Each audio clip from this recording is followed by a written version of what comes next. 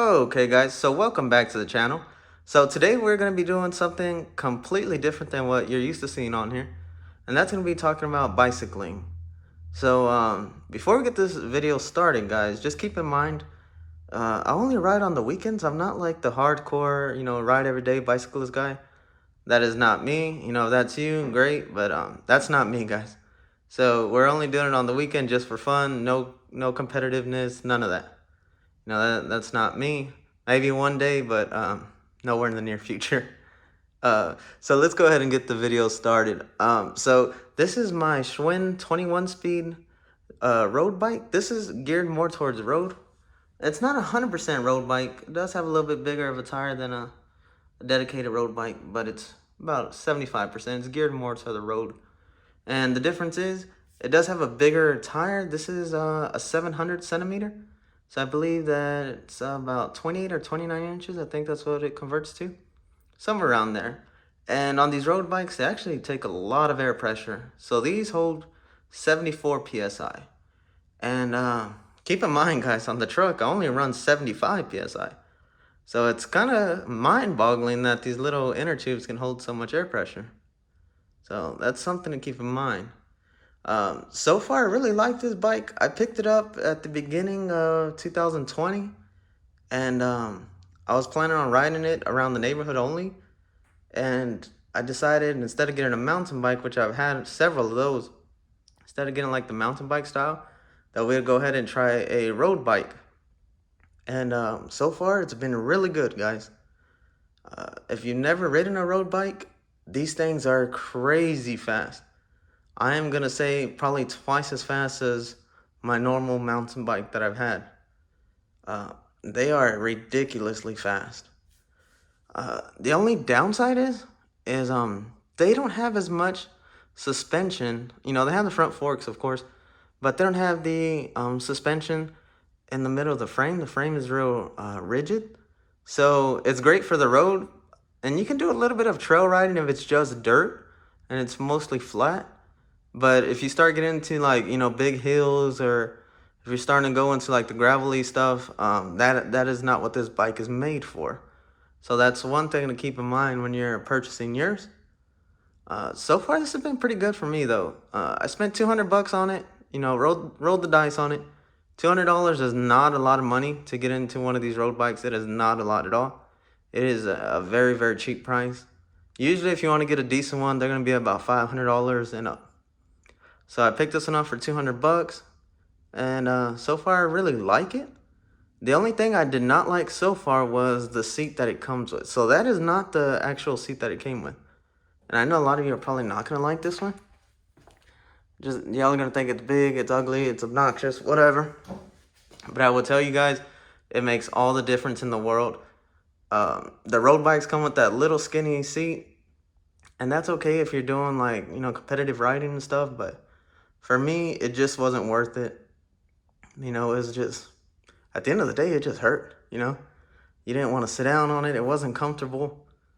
So we decided to go ahead and put the bigger seat on. That seat is more of like a cruiser style seat. So that's definitely a little bit different than what the bike came with. It does look a little out of place, I'll be honest with you guys. But keep in mind, I do get on the scales at 225 pounds. So I'm not very light. I'm a little bit on the heavier side. And riding with the original skinny seat that it came with was not good. And also, the seat that it came with did not have any springs or anything. This one has actually 2 springs on the back. So it provides a little bit of suspension. It's a little bit easier on your back and whatnot. And it's pretty comfortable, guys. You can ride this bike all day and not have any issues with it. So, so far I did make a couple modifications to it, or a couple things that I've added on. I added on the 2 water bottle holders. Now, I know a lot of guys, they just use Camelback water things. And that's okay if you, want to carry that on your back all day, that's cool. But for me, just 2 water bottles, that should be plenty. And you don't have to carry around a backpack full of water or whatnot. The other thing I did was added this phone mount. Really, I just wanted the phone mount. That way I could see any notifications while I'm riding. I could change my music, stuff like that. And I did add a little speedometer right here as well. So that speedometer was about $5 at Walmart. It was on clearance. So I don't know how well it's gonna work, guys. You know, hopefully it's accurate, but if not, we could double check with the phone, you know, to make sure it is accurate. But hopefully it's good. I haven't had the actual chance to try it out yet. But with that one, it does the speedometer, the odometer. It shows you your average speed, shows you your total distance for the day, max speed, stuff like that. So hopefully it's good. We shall see on that. That's the only thing I'm still kind of iffy on. But everything else with this bike is great, guys. Really like the bike.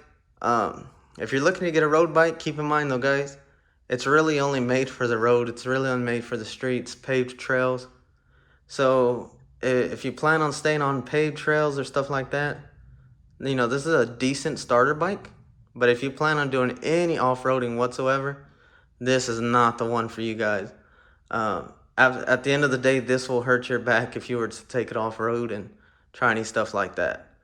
But for the most part, we have just been using this around the neighborhood, and it's been pretty good. Just recently, like the past 2 weeks, we have been going to a couple of trails. So we've been about, let me see, about 4 or 5 trails so far. And they were all paved, you know, 100% paved from start to finish. And the bike does really well. It's really quick. You know, I could keep up with all the other riders on the trail, no problem. So far so good on this bike. I really like it. But anyways, guys, I know this is kind of different than the normal content that we put out here. But hopefully you like it. And if not, you know, unfortunately, this is, you know, one of the other things that I do with my free time. You know, it's not always going to be buying new cars and driving fast on racetracks, you know. As great as that would be, unfortunately, that's not what we do every day. So this is just another one of my hobbies, guys. Hopefully you like it. And hopefully we can actually start recording some of our riding trails that we're going to now. Anyways, guys, as always, thanks for watching.